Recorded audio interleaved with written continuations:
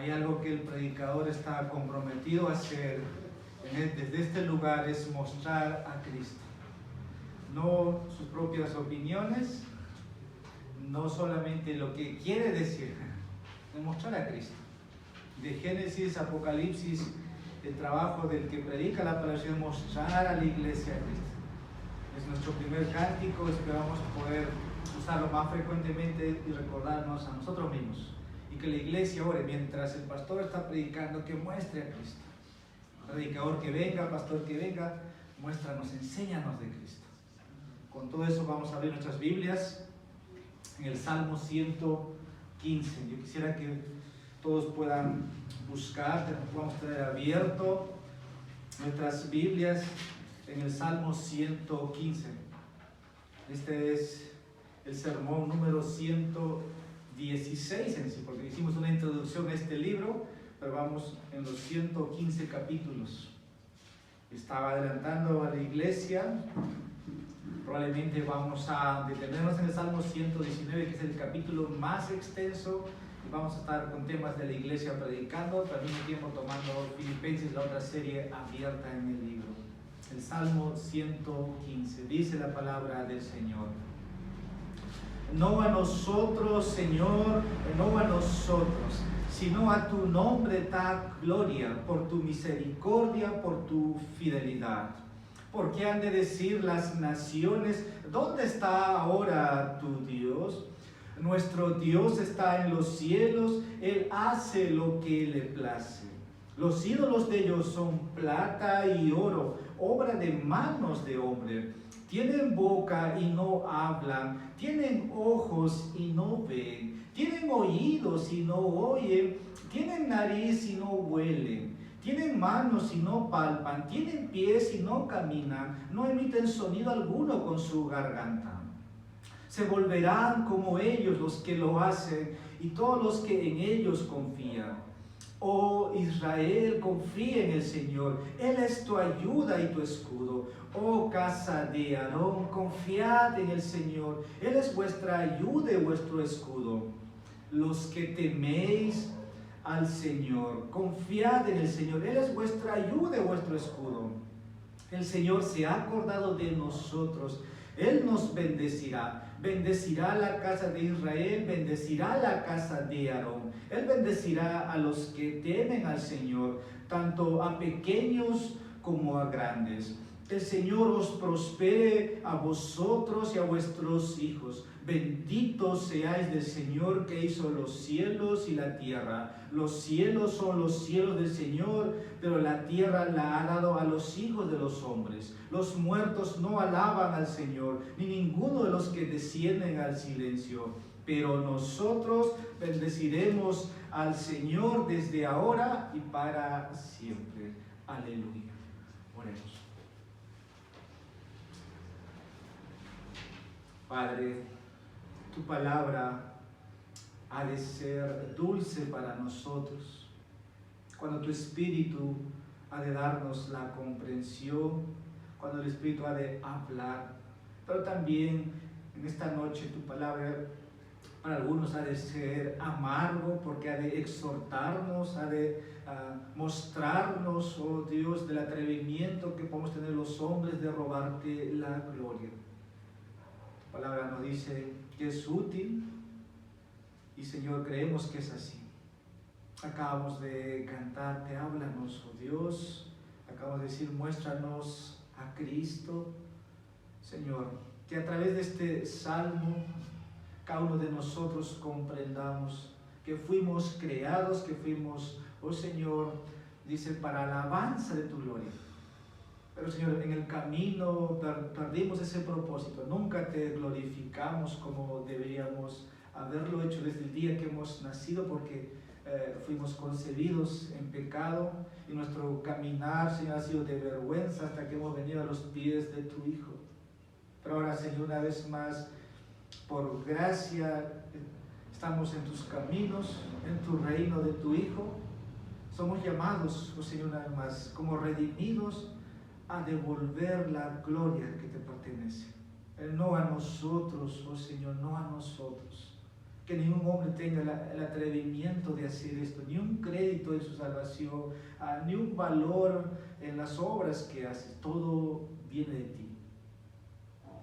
Háblanos, que el Espíritu Santo, Señor, pueda aplicar también este Salmo 115 para aquellos que no te conocen de manera personal.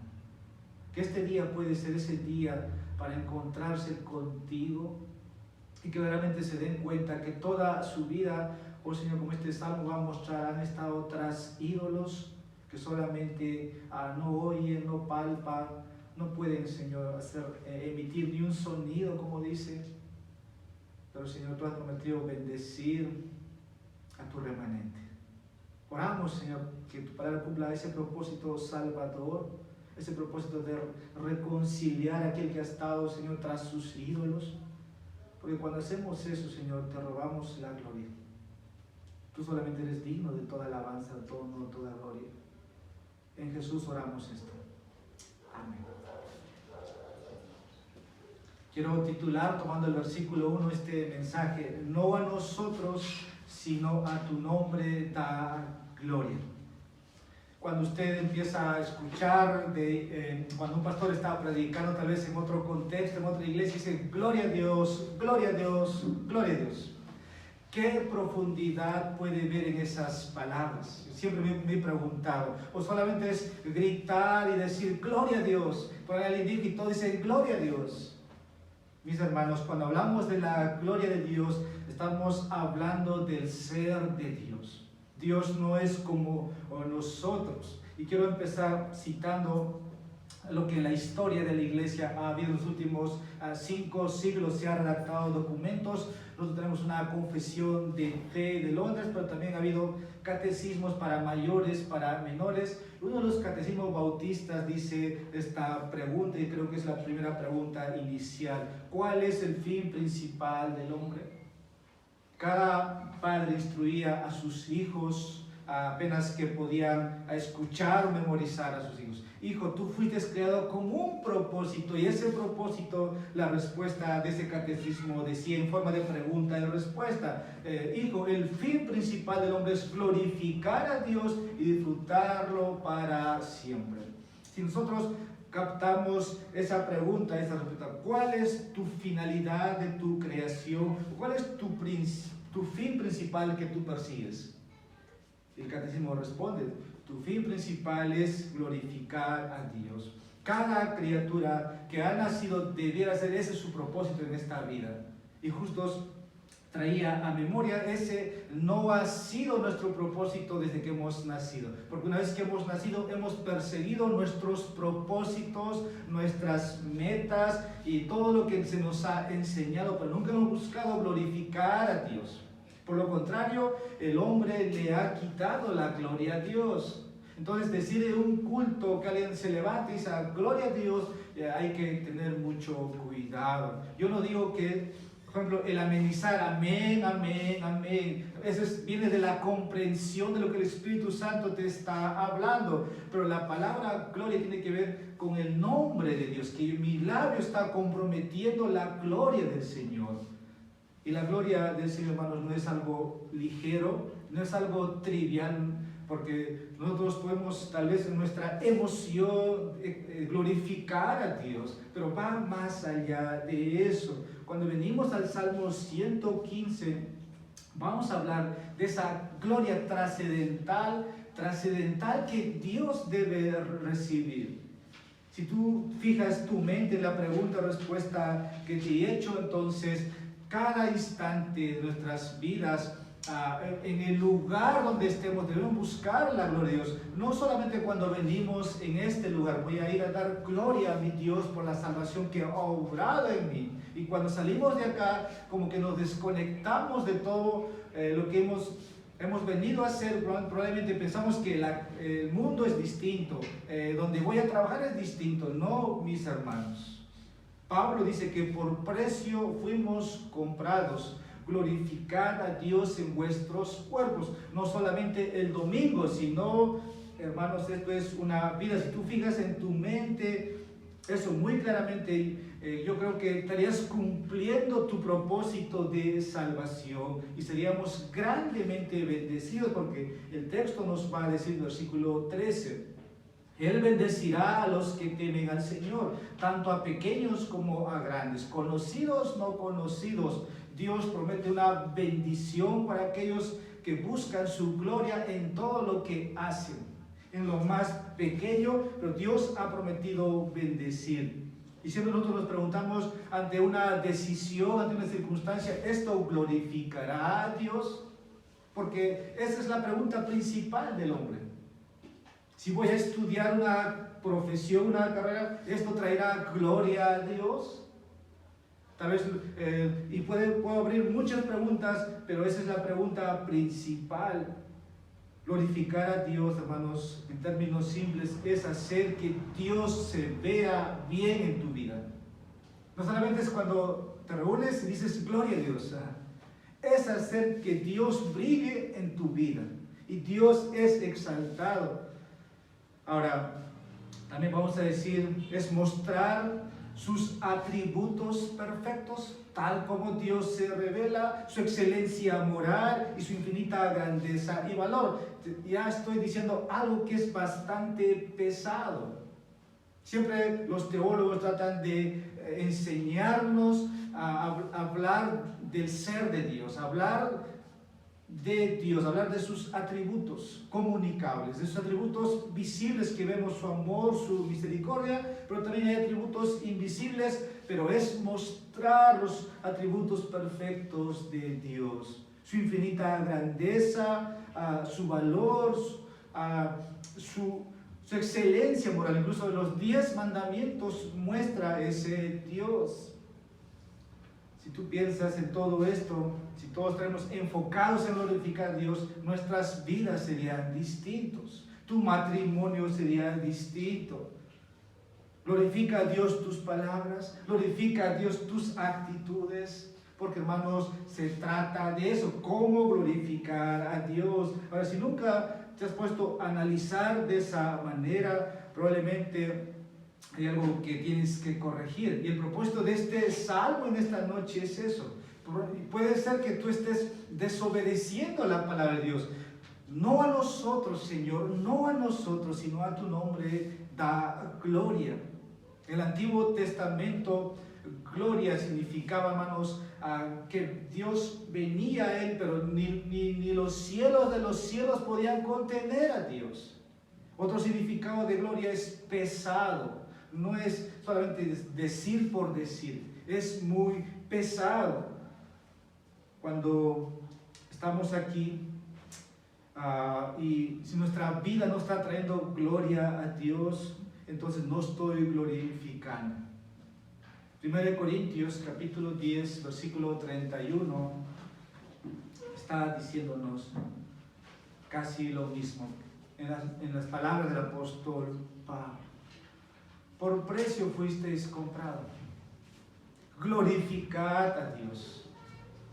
Creo que tal vez podemos ese texto memorizar, pero como que solamente ha quedado en la memoria, pero no ha entrado al corazón, nunca ha salido del corazón para afuera. El Salmo 115 entonces nos va a llevar a este mensaje. Solo Dios debe ser glorificado. Solo Dios debe ser glorificado. Pero vamos a encontrar también desde el versículo 4 en adelante la idolatría. Para que Dios sea glorificado, evita toda idolatría. El Salmo va a terminar comunicando, busca a Dios para todas tus necesidades y alábalo todos los días de tu vida. Ese es el mensaje general. Solo Dios debe ser glorificado. Y para que eso se cumpla, tienes que evitar toda idolatría. No sabemos quién escribió este salmo, porque ustedes, si se ve su encabezado, hay un título nada más, o cuándo fue escrito, pero muchos comentaristas, eruditos piensan que cuando Israel regresó del exilio, estaban tratando de reconstruir el templo, pero siempre había amenazas de los enemigos, sea Sanbalat, sean otros reyes, como muestra Nehemías, muestra Esdras, habían burlas, como es que el templo que había edificado estaba destruido y los judíos se veían muy débiles, pocos en número, como que Dios no está con ellos, pero hay una orden de Dios de que han pasado los 70 años, ahora vuelvan a su tierra, reconstruyan ese templo. Es el contexto que ubican la mayoría de los estudiosos. Ahora, durante el tiempo de Babilonia, Israel estaba sometido a adoración a ídolos. Tú eres llevado al exilio, pero ahí aprendes nuevo idioma. Como el Salmo 114 en la mañana nos hablaba, versículo 1, Babilonia era un pueblo de lengua extraña también, no solo Egipto. Entonces tú no vas a adorar, vas a perder tu lengua materna, pero vas a empezar las prácticas de las naciones. Israel en exilio estaba adorando, vamos a decir, a los ídolos de las naciones. Por eso el versículo 4 va a hablar de los ídolos. Ellos son plata y oro, obras de manos de hombre, y sigue la lista. Entonces podemos ubicar en un contexto mayor que fue de esa manera. Israel no estaba adorando a Dios, y eso era quitarle o robar la gloria a Dios. Los ídolos que habían sido levantados por los hombres estaban robando la gloria a Dios. Si había que presentar un sacrificio, prácticamente era presentado a esos ídolos. Y de ahí que Dios acusaría al pueblo de Israel de idolatría. Ahora, vuelves a tu tierra, tienes que adorar al Dios que tus padres adoraron. Tienes que volver a reaprender el idioma de tus padres. Y esto creo que al salmista, o el salmista que queda horrorizado una vez más de lo que había hecho. Así que en los versículos 1 al 3 clama para que Dios se glorifique. Versículo 2 habla para responder esa pregunta, porque hay una pregunta inquietante: ¿por qué han de decir las naciones dónde está ahora su Dios? Y yo creo que cuando el pueblo estaba regresando, ellos se veían muy temerosos, muy temblorosos. La nación está hablando una vez más que van a ser esparcidos. ¿Cómo es que van a construir nuevamente un templo? ¿Dónde está ahora su Dios? ¿Cómo es que van a dejar sus hijos? Estaban bien en Babilonia. Hay comida, hay bebida, pueden quedarse, pero Dios está trayendo un remanente para levantar nuevamente una nueva nación. Hay burla de ellos. Versículo 4 en adelante vamos a ver ahí de la idolatría, pero hay un llamado también en este salmo a confiar para que el Señor los bendiga. Versículos 9 al 15. Oh Israel, confía en el Señor, Él es tu ayuda y tu escudo. Y cuando esto suceda, terminará en alabanza mientras vivan. Versículo 16 hasta el versículo 18.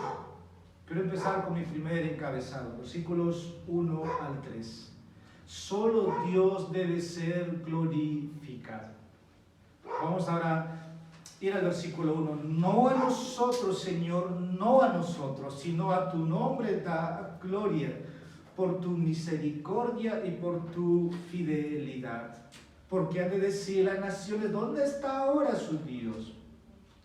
Nuestro Dios está en los cielos, Él hace lo que le place. Aquí hay 4 lecciones que vamos a sacar y quiero empezar primero. Tenga cuidado de no tomar nada de la gloria de Dios para usted. Tenga cuidado de no tomar nada de la gloria de Dios para usted.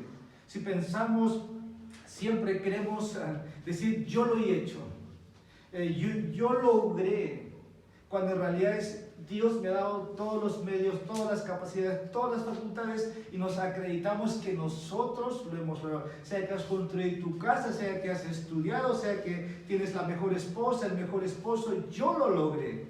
De la misma manera, vamos a decir, el tema de la salvación, así creemos que nosotros hemos llegado por nuestros méritos a los pies de Cristo, que yo puse mi 99% o el 1%, pero Dios participó en lo que le resta. Eso es el atrevimiento que el hombre tiene de quitarle o de robarle la gloria a Dios. Y la repetición aquí dice, no a nosotros, no a nosotros. Hermanos, este es un énfasis. Siempre el hombre va a ser propenso a robarle la gloria a Dios. Ustedes conocen el pájaro carpintero cuando está ahí, pica y pica y pica para hacer un hueco, ¿no? Y al final logra su cometido porque es lo que hace su pico, pero de repente ese árbol se cae porque cayó un trueno. Entonces ese pájaro carpintero piensa que él logró eso.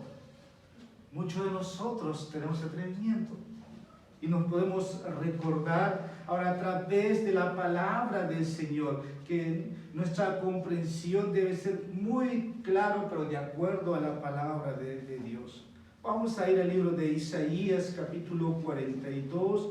Voy a estar citando muchos textos para poder ahora aclarar este punto. Isaías capítulo 42, versículo 8, dice de la siguiente manera: yo soy el Señor, ese es mi nombre, mi gloria a otro no daré, ni mi alabanza a imágenes talladas. Más adelante Isaías capítulo 48, versículo 11, por amor mío lo haré. Porque ¿cómo podría ser profanado mi nombre? Mi gloria pues no la daré a otro. Dios no comparte su gloria, eso dice la Biblia. Pero el hombre se atreve a quitarle la gloria. El salmista, Isaías, el profeta, nos dice aquí, Dios por amor a su nombre, incluso cuando Dios quiere tratarte, Dios no lo hace porque te mereces. Cuando Dios quiere disciplinarte, no lo hace porque, vamos a decir, no sé, hay algo en ti de especial, no. Dios tiene que suprimir, vamos a decir, y tiene que ser misericordioso, compasivo, pero no lo hace por ti. Lo hace por su amor nada más. Por amor mío lo haré. Su nombre no puede ser profanado, su gloria no va a compartir con nadie. Hermanos, Dios es glorioso desde la eternidad hasta la eternidad. Dios va a ser glorioso. Nuestras alabanzas celebran la gloria de la salvación, pero no añaden nada a su gloria. Y no podemos, vamos a decir, porque somos los mejores, significa que Dios, vamos a decir, hace que Dios sea más glorioso. No. Más bien hacemos o le restamos la gloria cuando pensamos de esa manera según nuestra imaginación. Pero a pesar de estas declaraciones que Isaías hace, como dije, todos somos propensos a veces a tomar algo de esa gloria para nosotros. Siempre ha sido así. Y el error más común, ahora voy un poco a acercarme al tema de la salvación, que se busca por buenas obras. Cuando un hombre empieza a hablar, y siempre ahora en los últimos tiempos mi forma de compartir el Evangelio ha sido a las personas cómo es que tú te salvas. Justo ayer estuve en una mudanza y el señor que traía o hacía el transporte de mudanza me compartía que iba a una iglesia adventista y yo le hago una pregunta abierta: ¿cuál es el plan de salvación que ofertan los adventistas? El sábado me tocó otro adventista, recuerdo, el viernes por Sama, y la misma pregunta, y casi siempre todos apuntan, ¿no? Hay que obedecer la ley, hay que guardar la ley. Cuando el hombre quiere guardar la ley, sé que Dios dice, obedece, guarda los mandamientos. Pero el hombre quiere tener el crédito de guardar la ley y por sí mismo salvarse. Tú y yo sabemos que es imposible guardar los 10 mandamientos. Desde que hemos nacido, vamos a decir, hemos roto o quebrado, violado los mandamientos una y otra vez, pero hay alguien que te dice que tú puedes guardar, otros te dicen tú puedes llegar a un estado de perfección, de obediencia, no vas a pecar. Entonces hemos robado la gloria a Dios. Y ahí es que todos somos propensos. Cuando tú piensas en una religión, una secta que te enseña el camino de salvación por medio de obras, le está robando la gloria a Dios. Jonás dijo que la salvación es del Señor. Y se entiende, hermanos, que solamente Dios puede salvar al hombre, no tus mejores obras. Si tú preguntas a una persona en la calle, y esa es la pregunta de esta manera: si fueras a morir y presentarte ante Dios y Él te preguntara, ¿por qué debo dejarte entrar al cielo? Esa persona tendría que responder, ¿qué diría? Yo recuerdo siempre, la vez que hemos salido de aquí a la plaza, haber hecho esa pregunta: si este piso se abre, este techo cae, Dios, ¿por qué te dejaría entrar al cielo? Y siempre va a haber respuestas moralistas. Va a decir: yo en la tierra no hice daño a nadie, soy un esposo que no hace daño a su esposa, atiendo a mis hijos, les proveo para sus necesidades. Probablemente puede decir: yo no tomo, yo no fumo, no voy a fiestas, ayudo a los necesitados. Hermanos, eso es obras. Y piensan que si una persona dice: yo debo entrar al cielo, pero hay otra respuesta más común: es que yo soy una buena persona. Casi esa es la respuesta mayoritaria que ustedes van a recibir a esa pregunta: ¿por qué Dios te dejaría entrar al cielo? O una respuesta similar: es que yo no hice daño a nadie. Usted, si conoce a alguien o quiere llevarle a que esa persona ore, usted va a escuchar su oración. Y casi esas palabras son las mismas. Hermanos, no entramos al cielo por las buenas obras. Usted lo sabe eso. No calificamos primero. Nuestras obras, dice Isaías ahí, que son como trapos de inmundicia. Puede ser la obra más calificada según cómo nosotros lo hagamos, pero no nos lleva al cielo. Y ahí que yo estoy diciendo: tenga cuidado de no tomar nada de la gloria de Dios para usted. Incluso aquellos que profesan conocer a Cristo como su Salvador, la tendencia es que quieren tener parte en la salvación. Por la gracia de Dios, nosotros hemos comprendido esto, que no es así. Probablemente antes pensamos que yo, voy a decir, por mis propios méritos, que usted por su propio mérito había encontrado el camino de salvación. Pero te sorprendes cuando lees tu Biblia, que el hombre no busca a Dios. Es Dios quien te buscó, te encontró, vamos a decir, en ese lugar donde estás. Incluso nosotros pensamos que por nosotros mismos fuimos a la iglesia. No, es que Dios ha respondido oraciones de muchos, es que Dios ha usado a alguien para invitarte, tú has llegado a una iglesia. Hasta incluso pensamos que es así porque el hecho de que yo he llegado a un lugar para escuchar, ya queremos tener crédito en nuestras oraciones. No es así. Es Dios, hermanos, quien ha orquestado y dirigido cada caminar de los hombres, ha hecho que llegue a un lugar para que puedan ver que ellos no buscan a Dios. Romanos 3 habla: el hombre no busca a Dios, no hay nada bueno en ellos. Todos se han descargado, todos son, dice, inútiles. Todo lo que hacemos, hermano, ¿qué es? Es deshonrar a Dios. Por ejemplo, muchos dicen que la doctrina de la elección significa que Dios previó quienes creerían en Él por su gracia, por su propia voluntad.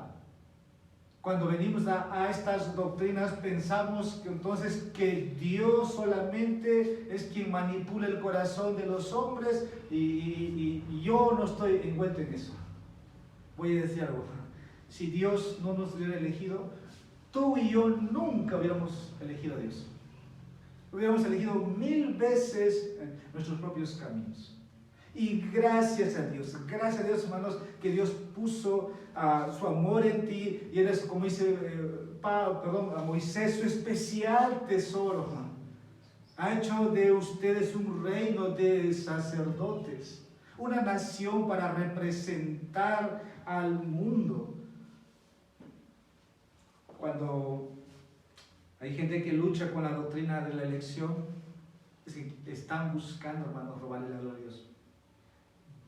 Siempre, hace años atrás, mis conversaciones cuando era de este tema, estaba el problema no en Dios, sino en el hombre. Era el orgullo, es que buscaba el crédito en esto. Yo decido creer en el Señor. Hermano, amigo, tú nunca vas a hacer eso por ti mismo. Incluso ese cántico, yo he decidido seguir a Cristo, probablemente hay que saber la historia, en qué momento está escrito, pero tú no has decidido por Cristo. Juan 15 habla de que Jesús decía a los discípulos, yo os elegí a vosotros, no me elegiste vosotros a mí. Por lo contrario, la Escritura contrarresta esas declaraciones. No es un Dios arbitrario, no, es Dios mostrando, teniendo compasión, teniendo bondad para con los pecadores. Vamos a leer algunos textos. Juan capítulo 1. Evangelio de Juan capítulo 1, versículo 13. Pero vamos a leer del versículo 12. Pero a todos los que le recibieron, les dio el derecho de llegar a ser hijos de Dios. Es decir, a los que creen en su nombre.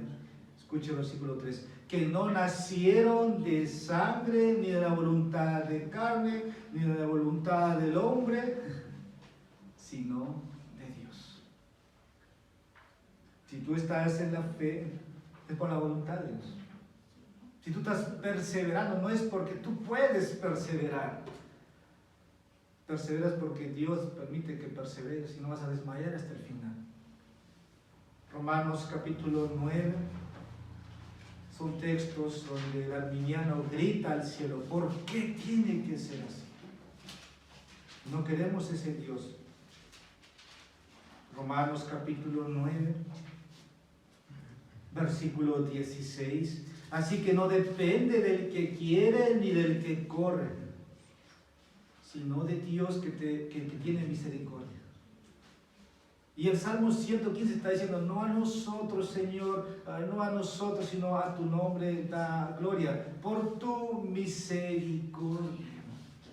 Y Pablo está diciendo lo mismo, no depende del que quiere o del que puede. No puede. No puede. Sino de que el Señor tiene misericordia. Dios, por cierto, si hubiera querido dejarte donde estás, lo hubiera hecho. Ahora, ¿qué hay de ti? O sea, ¿hay algo especial en ti para que Dios te ame? No hay nada. Solamente es la misericordia, dice aquí. Yo tendré misericordia del que yo tenga misericordia, versículo 15, y tendré compasión del que yo tenga compasión. Cuando empezamos a descubrir al final que la salvación no depende del hombre, que no depende de la voluntad de los hombres, sino de Dios, entonces, claro, la doctrina es Dios quien elige. Y la gloria vuelve a Dios. Y por fin entiendes gracia. Si tú hablas de gracia pero no entiendes gracia, es algo, voy a decir, terrorífico, no tonto, terrorífico. Puedes hablar de la gracia, pero tú hablas que tienes mérito en la salvación. Entonces no estás recibiendo nada, porque en realidad gracia significa recibir algo que no te mereces. Un favor inmerecido. Pero si tus obras te dan ese crédito, entonces, ¿qué gracia vas a hablar? ¿Qué gracia vas a recibir? La gracia tiene sentido cuando tú comprendes que realmente has recibido, dice Juan, gracia sobre gracia. Y esa gracia sobre gracia tampoco es para abusar. La gracia no nos va a llevar al libertinaje. La gracia, hermanos, te lleva a que busques a Dios. Por supuesto, aquellos que lidian con esta doctrina, probablemente concluimos que están robando la gloria a Dios. Si Dios es soberano, y vas a hablar de la soberanía de Dios, versículo 3 nos va a decir, ahí en Salmo 115, versículo 3, Él hace lo que le place. Porque a mí, porque a ti, Él hace lo que le place. En los cielos y en la tierra. Dios no es movido, como dije, porque nosotros somos las mejores personas en este mundo, o tal vez no. Hay algo en nosotros, no.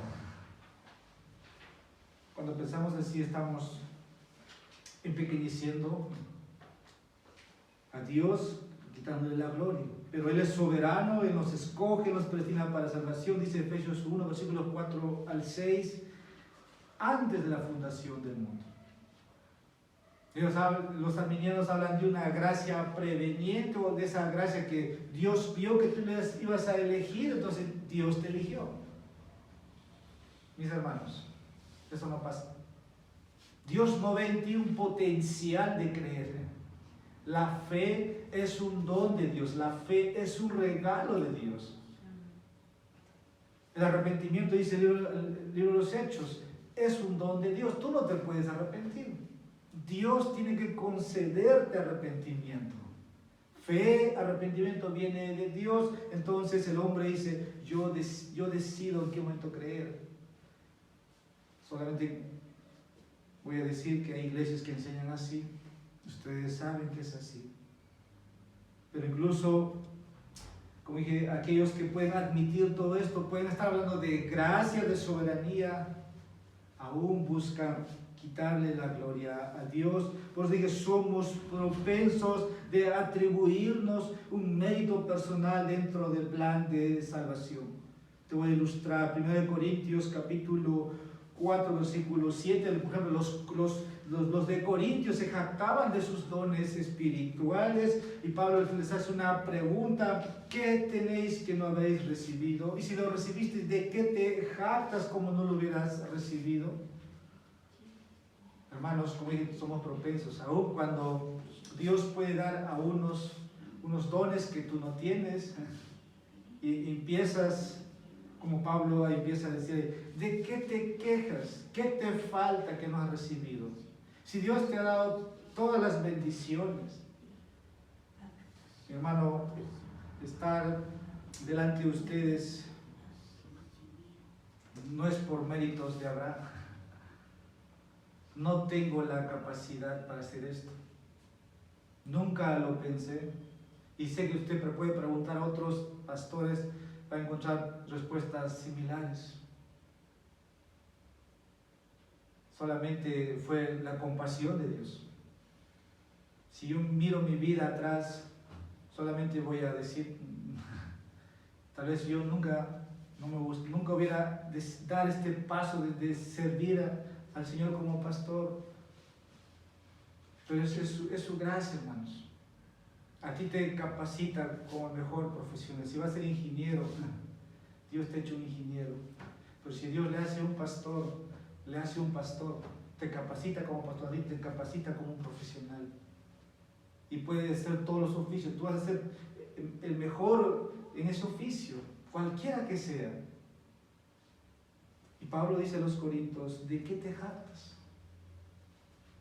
Cuando la jactancia está, hermanos, empezamos a ver, ¿no? Como que no vemos este Dios. Como con ellos, ¿qué tenéis que no habéis recibido? Tú y yo sabemos que todo lo que hemos recibido espiritualmente es porque Dios fue misericordioso con nosotros. La Biblia dice que estábamos muertos en nuestros delitos y pecados. Éramos hijos de ira. Pero Dios mostró su amor para con nosotros. Que siendo aún pecadores, dice, Cristo murió por nosotros. El predicador bautista Charles Spurgeon dice, si te encuentras con un sistema de teología que engrandece al hombre, huye de él tanto como puedas. Yo sé que a veces uno puede leer libros, a escuchar sermones, Y pueden decir, tú captas, hermanos, donde una iglesia que tiene el atrevimiento de robarle la gloria sale. Antes siempre había, cuando llegó el momento de la prosperidad de esta ciudad, noche de sanación o campaña de sanación, ven por tu milagro, viernes de sanación. Como que el apóstol o el predicador se ponía de acuerdo con Dios, decía, para obrar salvación. Pero la Biblia a mí me dice que Dios hace lo que le place, que Dios tiene misericordia de quien quiere tener. Y si Él quiere sanar, lo va a sanar. Si Él no quiere sanar, no lo va a sanar. Dios es compasivo con el que quiere. Pero cuando un hombre habla así, que tiene el poder para hacer, es quitarle la gloria a Dios. Spurgeon nos lleva solamente a que de manera aplicativa todo lo que hacemos glorifica a Dios. Incluso, hermanos, el intelecto que tienes. Tú piensas que porque sabes más es por tus propios, vamos a decir, medios. Porque hay gente que se jacta de su conocimiento. Cuando hablamos de la Biblia dice que el conocimiento envanece. Si tú lo pones en tu profesión, tú piensas que porque Dios te ha dotado de una mayor capacidad de intelecto, significa que tú eres por tus propios medios llegado ahí. No, hermanos, todo viene de Dios. Si Dios nos da, hermanos, la mente es para glorificar a Dios. Cuando el Señor dice, ama con toda tu mente, está diciendo, glorifica a Dios con toda tu mente, con todas tus fuerzas, con toda tu alma.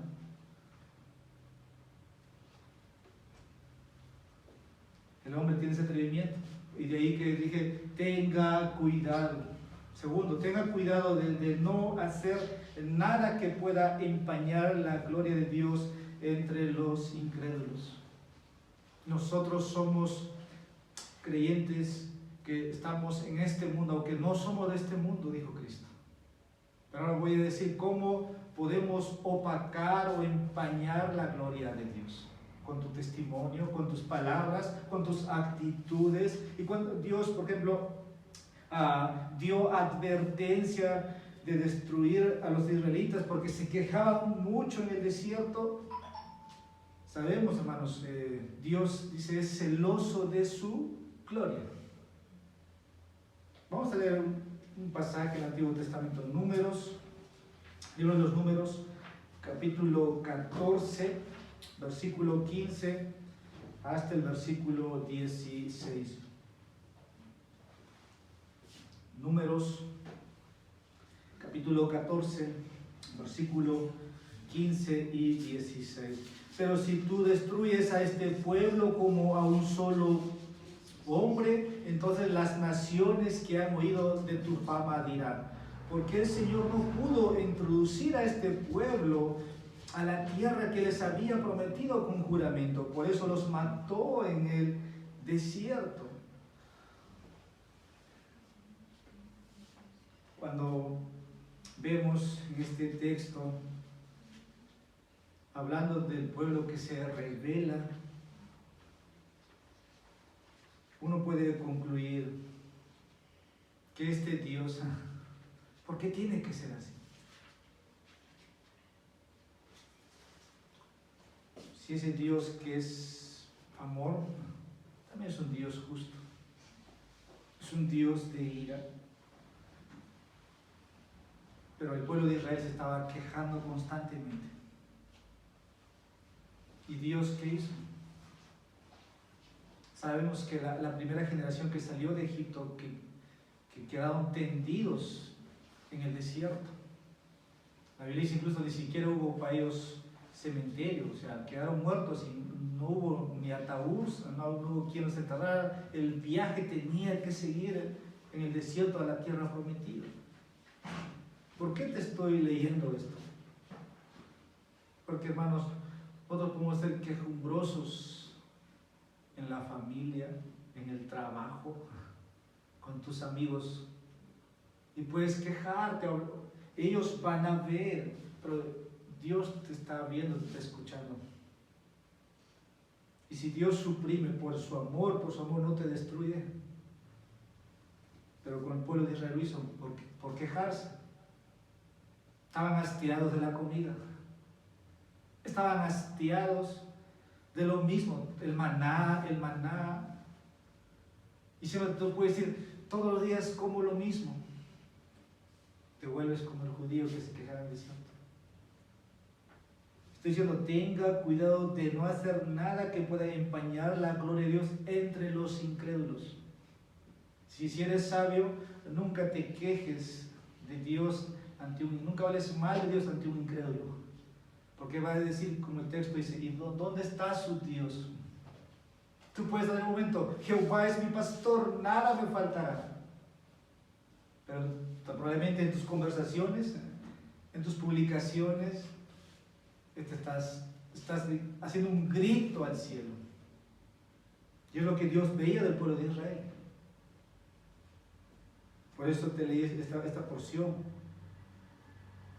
Estamos ahí, pero al final también, bueno, lo que vemos en la historia del Éxodo, como la mañana vimos, es Éxodo maravilloso. Una vez el pueblo liberado, Dios fue compasivo. A veces destruyó vamos a decir, un grupo, no a todos. Dios quería consumir a todos. Al final una nueva generación entró a la tierra prometida. Solo Josué y Caleb quedaron de la antigua generación.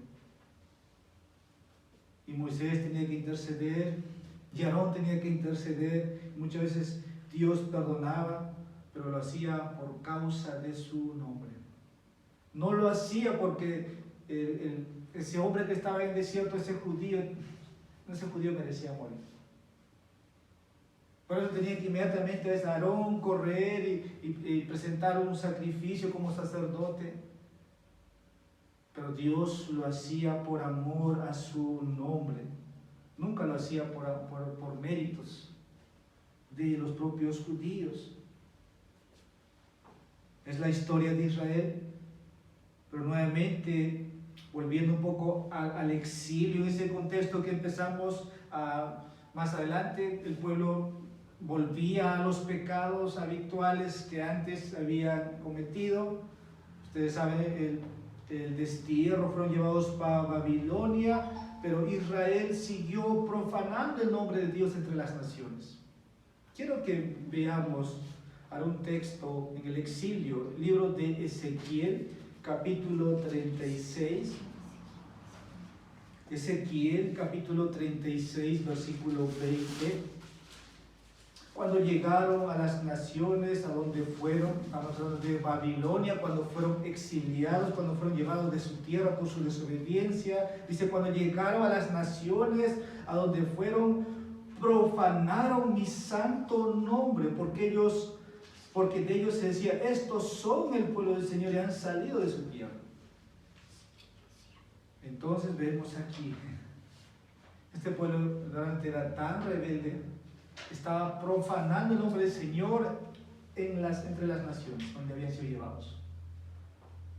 Mi hermano, tú estás para que brille Cristo ahí donde vas, no para que Cristo sea opacado por tu vida. Y cuando hacemos eso, prácticamente, hermanos, estamos quitando o robando la gloria que le pertenece a Dios. Yo lo hice. Le quitaste la gloria a Dios. Un ascenso, un aumento de sueldo, una promoción. Hermanos, es de Dios. Salmos habla que los ascensos vienen de Dios. Israel estaba profanando el nombre de Dios en las naciones. Y eso era quitarle la gloria a Dios. Pero aún así Dios en su gracia de remanente prometió que los judíos volvieran a su nación. Le restauraran nuevamente, pero no por causa de ellos. Por amor mío, no los voy a destruir.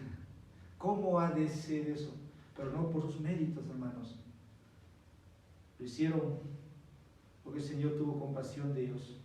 Mismo libro, Ezequiel capítulo 36, versículo 23. Escuche, vindicaré la santidad de mi gran nombre que han profanado entre las naciones, el cual vosotros habéis profanado en medio de ellas. Entonces las naciones sabrán que yo soy el Señor, declara el Señor, cuando demuestre mi santidad entre vosotros a la vista de ellos.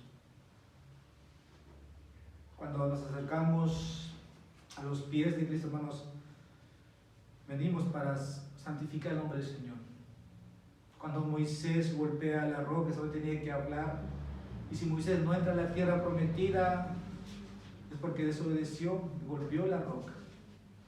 Y Dios dice de Moisés: Moisés, vas a ser reunido con tu familia, vas a morir en el desierto, no vas a entrar. Puedes ver la tierra donde está frente a ti, pero no vas a entrar, porque no me santificasteis delante del pueblo. Y algo que estaba haciendo Israel, o este pueblo, es que habían profanado el nombre del Señor. Más allá de practicar los sacrificios de estas naciones paganas, era como uno de ellos, un Lot en Sodoma. ¿Qué haría Lot en Sodoma? Cada vez se acercaba más a Sodoma y Gomorra. Cuando el llamado es que tú, que Sodoma y Gomorra no esté en tu mente, en tu corazón. Pero ¿por qué te acercas tanto a Sodoma y a Gomorra? Quieres ser como ellos y empañas la gloria de Dios. Pero Dios dice: vindicaré mi santidad, para que sepan las naciones. El pueblo de Dios, hermanos,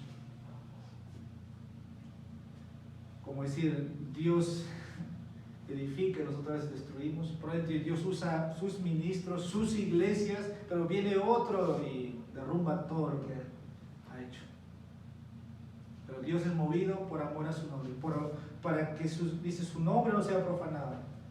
Y Dios tiene que vindicar, hacerse conocer entre las naciones que Él es el Dios que está en los cielos, versículo 3 del Salmo 116. Porque las personas empezarán a hacer preguntas y a burlarse. ¿Dónde está ahora su Dios? Hermanos, cuando Dios ya te ha humillado, te ha avergonzado, esa es la pregunta de los incrédulos. A veces Dios tiene que llevarnos, así como el pueblo de Israel, por ese desierto. Ser expatriado, hermanos, o ser exiliado, que te saquen de tu propio país y vayas a otro país. Eso pasó con Israel. 70 años, no 7 años, por no guardar el día de reposo, por no hacer que la tierra descansara, por su idolatría, por profanar el templo de Dios. Hermanos, Dios vio todo eso en su pueblo y tuvo que llevarlos al exilio. La aplicación de esto, hermanos, es que nunca debemos hacer nada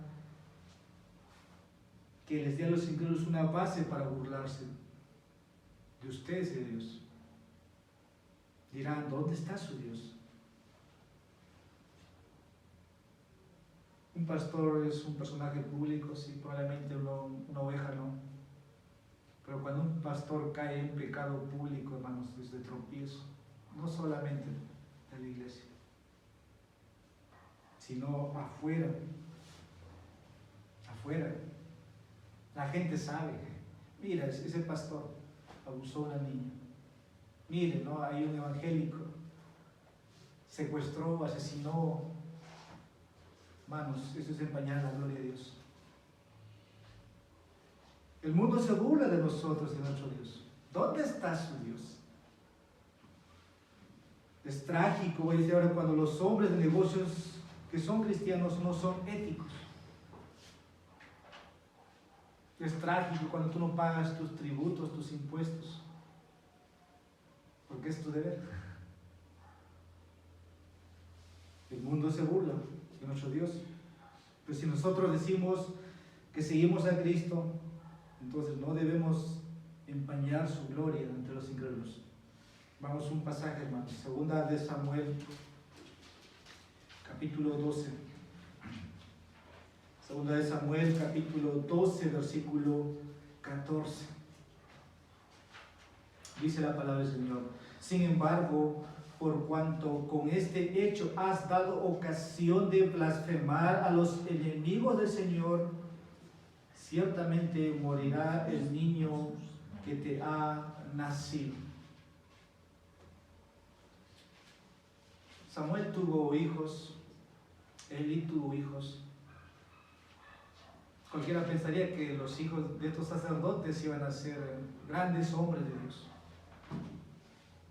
Pero en realidad comprometieron el nombre de Dios usando, ¿no?, la posición que Dios les había dado. Era un privilegio.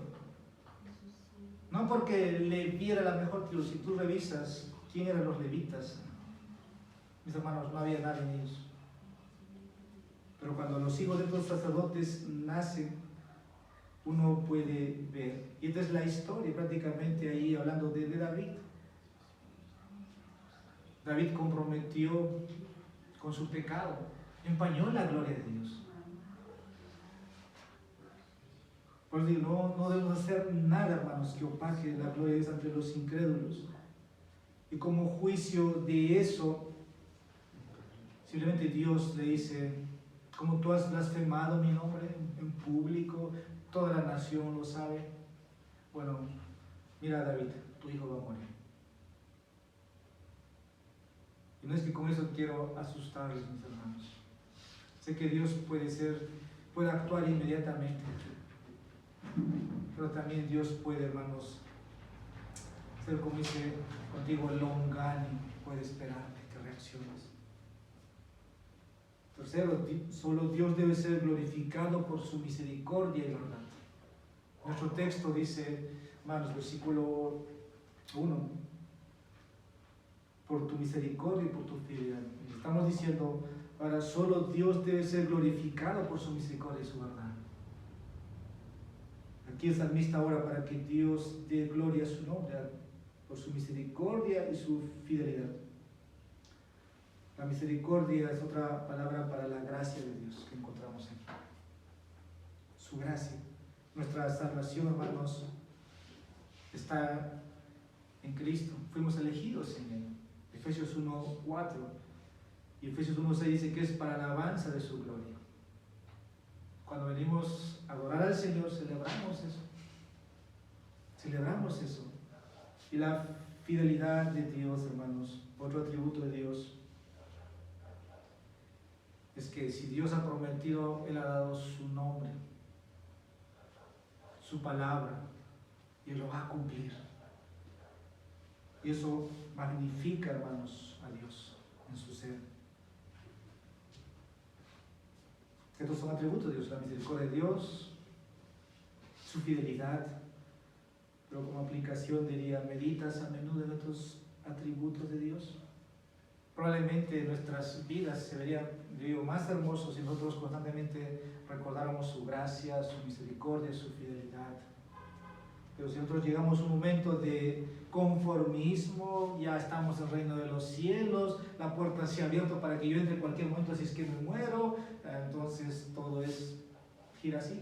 Hermanos, mientras tú más medites en estos atributos, siempre vas a encontrar, voy a decir, razones para engrandecer a Dios cuando alabas, cuando predicas. Vas a estar hablando bien de Dios. Era un pecador, pero Dios tuvo compasión de mí. Ayer le fallé, pero Dios fue fiel y me tiene aquí.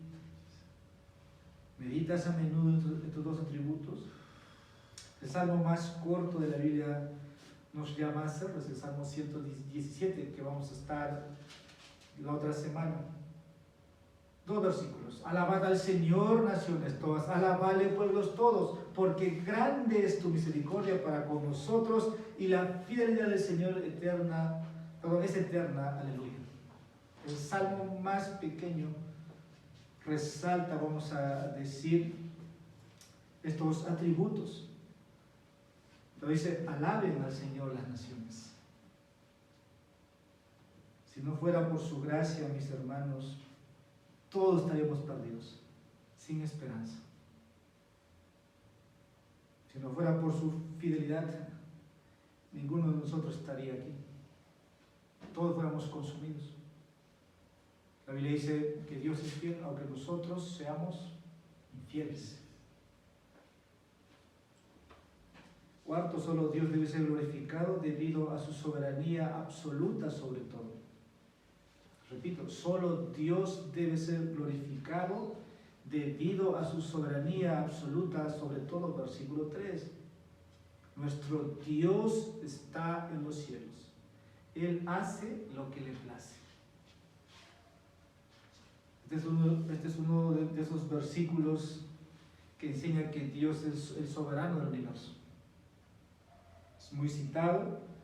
Hay otros salmos que proclaman de la manera del Salmo 103, versículo 19, Jehová ha establecido su trono en los cielos y su soberanía domina sobre todo. Se dice de Nabucodonosor, Daniel capítulo 4, versículo 35, cuando este hombre fue humillado, dice que Dios hace conforme a su voluntad allá en los cielos y entre los habitantes de la tierra, y nadie puede decir a Dios qué hace. Cuando Job es disciplinado, capítulo 40, versículo 2 de su libro, dice: yo sé que tú puedes hacer todas las cosas y para ti no hay nada, un despropósito. El plan de Dios no puede ser frustrado. Él hace lo que le place. Isaías 46, versículo 9 al 10 dice: yo soy Dios y no hay otro, yo soy Dios, no hay nadie como yo, que declara el fin desde el principio y desde la antigüedad las cosas que han de ser. Mi propósito será establecido, dice. Incluso cuando Dios quiere usar para que el pueblo venga del exilio, regrese a su tierra, Dios usa a los gobernantes de las naciones paganas, mueve el corazón de Ciro. Incluso dice: es mi siervo. Efesios 1, versículo 11 dice que Dios hace todas las cosas según el designio de su voluntad. Hay muchos versículos que resaltan lo que estoy queriendo decirles. Y cuando el salmista dice aquí que Dios hace lo que le place, no es que Dios es caprichoso o es un personaje impredecible. Más bien, está mostrándonos que Él es capaz de hacer o lograr cualquier cosa que se proponga de acuerdo a sus designios eternos. Voy a decir que tal vez nosotros no conocemos, pero también tenemos que aquí decir que Dios no es el autor del mal. Porque otros pueden concluir eso y eso desagrada. No es así. Y al final, el libro de Apocalipsis enseña claramente que Él va a usar incluso la maldad del anticristo para llevar sus propósitos a cabo. Como que todo va encaminándose bien para el anticristo, pero Dios va a usar eso, hermanos, al final. Sé que el anticristo va a tomar mártires, dice Apocalipsis 6, versículos 10 y 11, pero Dios tiene un propósito más alto que esos. ¿Qué va a hacer con sus mártires? Sé que va a haber sangre derramada, dice la Biblia. Hermanos, Dios ha ordenado todos esos eventos para su gloria. Ya para finalizar, versículos 4 al 8, es en breve, espero acabar en 10 minutos, me he alargado hasta aquí. Para glorificar a Dios, evite toda idolatría. Versículos 4 al 8. No voy a leer por falta de tiempo, pero desde el versículo 4 empieza a hablar de los ídolos. Si nosotros estamos enfocados en glorificar a Dios, entonces evite toda idolatría. Aquí el salmista lanza, vamos a decir, no, para que todos escuchemos. Aquí hay una descripción de los ídolos. Dice: son de plata y oro, empieza a decir, son obras de manos de hombres. Pero lo que más me sorprende de esta lista que usted tiene ahí, primeramente son manos de hombres, son hechos por manos de hombres, pero termina diciendo, versículo 8, se volverán como ellos. Serán como ellos. Porque tienen boca pero no pueden hablar, no pueden decirte la verdad, no te pueden decir cómo vivir, no te pueden decir el bien y el mal, no pueden darte consuelo cuando sufres. Un ídolo no hace eso. Tienen ojos pero no pueden ver, no te pueden ver en tus circunstancias. Dios sí te ve en tus circunstancias. No te pueden ver o no pueden ver a los que se inclinan ante ellos. La pregunta es: ¿de qué sirve un Dios ciego? Se volverán como ellos. Tienen oídos, pero no pueden oír. No pueden oír las oraciones que hacen ellos. Hay una historia en 1 Reyes capítulo 18, versículo 26 al 29, está Elías, están los falsos profetas, y los falsos profetas empiezan a elevar oraciones a sus dioses, y mediodía y no hay respuesta. Se volverán como ellos. Los profetas de Baal ahí empezaron a cortarse y gritar a todo pulmón, pero su ídolo no los podía escuchar. Tienen nariz, pero no pueden oler, versículo 6. Tienen nariz y no huelen. En contraste con el Dios viviente. Dios recibe, por ejemplo, huele el incienso, dice Apocalipsis. El sacrificio que era en el templo, Dios lo olía. Pero estos ídolos no pueden hacer eso. En el Nuevo Testamento el incienso viene a ser como ese aroma o las oraciones de los santos de ese Apocalipsis. Pero estos ídolos no lo reciben. Tienen manos, no pueden palpar, no pueden extender la mano. Y sé que no solamente es Perú, sé que en la India, en la China, el grado de idolatría es mayor. Tienen pies, pero no pueden caminar, versículo 7. Usted ve cuando la gente empieza a cargar en sus, ¿cómo decís?, a sus santuarios, sus ídolos de yeso. Tienen pies, pero no pueden caminar. Dependen que sus adoradores le carguen en procesiones para que no se caigan. No pueden moverse. ¿Qué clase de Dios es ese? No pueden hacer ruido con su garganta, versículo 7. Tienen manos y no palpan, tienen pies y no caminan, no emiten sonido alguno con su garganta. Todo esto, hermanos, se resume. No tienen vida, no tienen valor.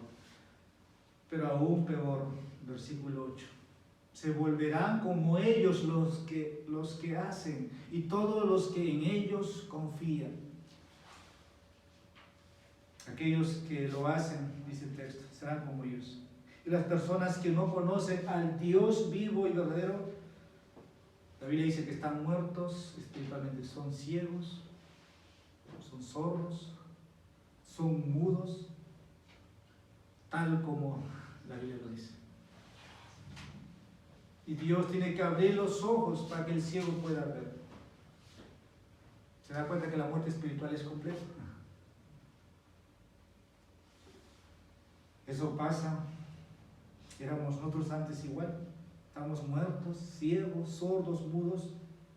Son insensibles a la verdad espiritual. Otra forma de decir, están lisiados espiritualmente. Eso está atrás de los ídolos.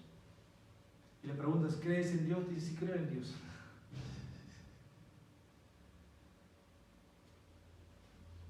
La mayoría hoy día se inclinan ante estos ídolos, ahora voy a decir, literales.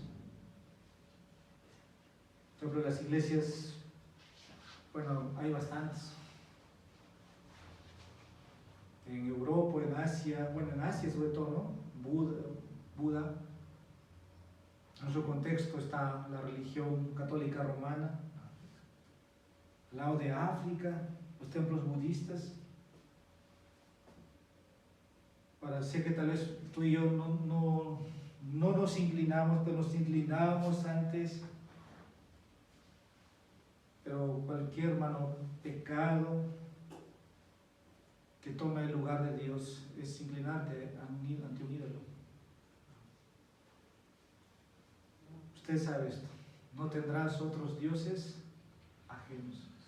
Ni te inclinarás a ellos, ni les servirás, ni les adorarás. Probablemente a veces un hijo es bien querido, ¿no? Como nosotros siempre bromeamos, es tu becerro. Como que el hijo es todo, y si el hijo se muere, se acabó mi vida. Si habláramos de Dios así, ¿no? Sin Dios me muero, sí, sería distinto.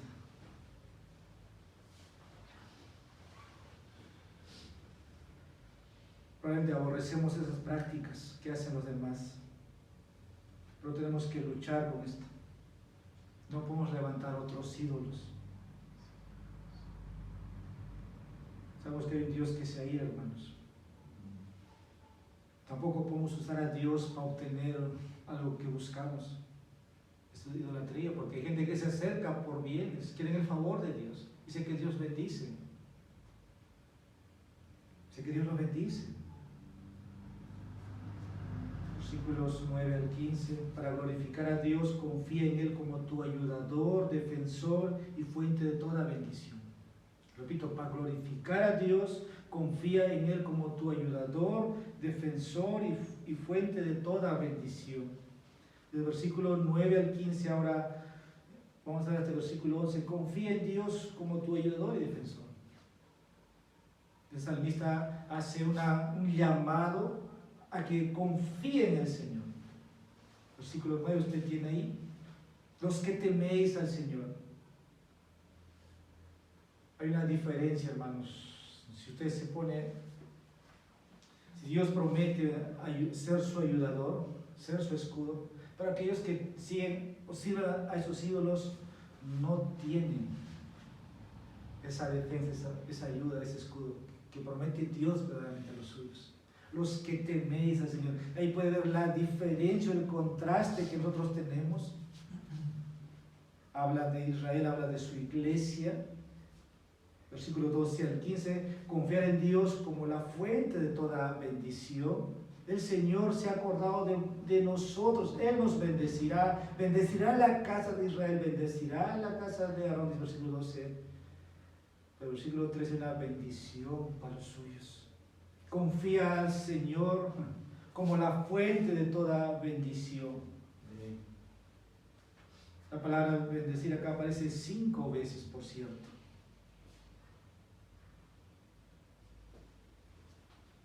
Versículos 16 al 18, este es mi último punto. Para glorificar a Dios, alábenle todos los días de su vida. Para glorificar a Dios, alábenlo como iglesia, alaben todos los días de su vida. Versículo 15 afirma que Dios es el creador del cielo y la tierra. Ahí muestra su poder, su soberanía. Versículo 16. No es que solamente Dios está en los cielos, hermanos. Dios está en todo lugar. Y nuestro fin, como dije, nuestro fin principal es glorificar a Dios. Versículo 17. Probablemente si vemos los muertos espiritualmente no pueden alabar a Dios. En otro tiempo estabais muertos, dice las Escrituras, pero ahora en Cristo tenéis vida y puedes adorar. La idea aquí de este versículo es que detrás de todo, ¿quién va a adorar a Dios? Solamente los vivos. Los muertos no hablan. Y creemos verdaderamente que eso puede pasar. Una forma en que hacemos esto, hermanos, cada vez que nos reunimos. Este salmo debe ser cantado, debe ser enseñado, debe ser orado. Conclusión. Usted conoce a Juan el Bautista. Termino con estas palabras porque estamos hablando que la gloria de Dios.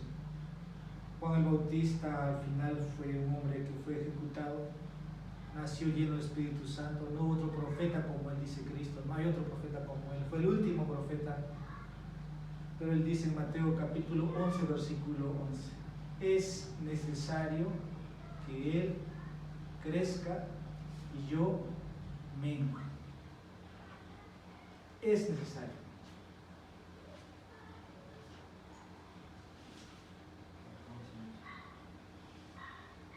Juan 3, capítulo 30 también, perdón, Juan capítulo 3, versículo 30 también es igual. Entonces, ¿cuál es el fin principal de tu creación, de tu redención? Glorificar a Dios. Y cuando no cumplimos ese propósito, hermanos, probablemente estamos descarriados. Es tiempo de arrepentimiento. Por eso termina Romanos 11, versículo 36, mi última cita. Con esto termino, hermanos. cuando todo Dios ya ha hecho, está llevando a cabo sus propósitos, en su creación, el plan de salvación. Y Romanos 12:36 dice, porque de Él, por Él y para Él son todas las cosas. A Él sea la gloria para siempre. Amén. Vamos a ponernos de pie, vamos a orar.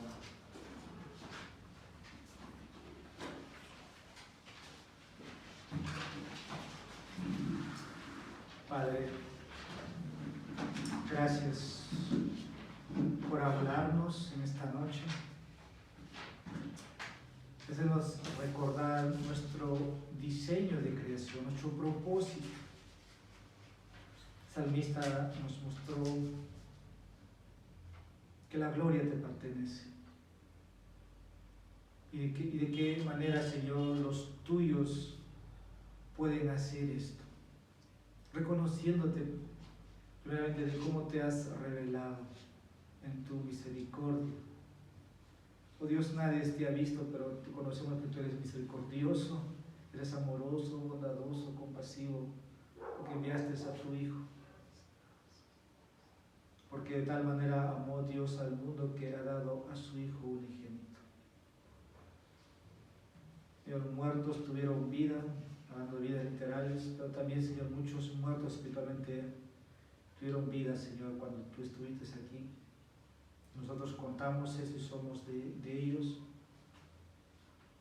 Señor, te pido por cada uno de los que estamos aquí, que como iglesia busquemos la gloria en todo lo que hacemos, en cómo vivimos, en cómo invertimos nuestros recursos, en lo que podamos ver o emprender. Los matrimonios han de glorificarte a Dios como matrimonio, los solteros han de glorificarte, Señor, con su soltería, dedicándose a las cosas del Señor. Los ministros han de buscar la gloria en el púlpito y que el púlpito, Señor, no esté vacío de la gloria de Dios. Perdónanos, Señor, cuando nos hemos atrevido a quitarte o restarte, Señor, esa gloria de tu nombre que solamente te pertenece a ti. Oramos en esta noche por aquellos también, Señor, que han escuchado tu palabra, que vean, Señor, tal como te revelas en sus vidas, pero, Señor, no solamente un conocimiento, sino de que, Señor, aún tu compasión es extendido hacia ellos. Sé que, Señor, detrás del mensaje tú los llamas a que vengan al arrepentimiento. Señor, si veo a nosotros hay alguien en esta noche que quiere verdaderamente entregar su vida a ti, y tu palabra le ha mostrado que estaba, Señor, equivocado toda su vida, Señor, tú puedes escuchar su oración, salvarle. El nacimiento espiritual, el ser cristiano, no es por voluntad de hombre, de carne ni de sangre, sino voluntad de Dios. Te pedimos, Señor, que des vida nueva a aquellos, Señor, que puedan estar pidiéndote arrepentimiento, salvación, reconciliación. Porque, Señor, solamente han estado tras ídolos toda su vida. Pero hoy puedes abrir sus ojos para que vean a Cristo, Señor, como el Salvador maravilloso, como acabas de cantarte. Un Cristo perdonador, un Cristo que no rechaza, un Cristo hermoso que se revela a su vida. Oh Dios, que tu palabra cumpla todo propósito para el cual fue inspirado. En Jesucristo oramos esto. Amén. Vamos a adorar al Señor.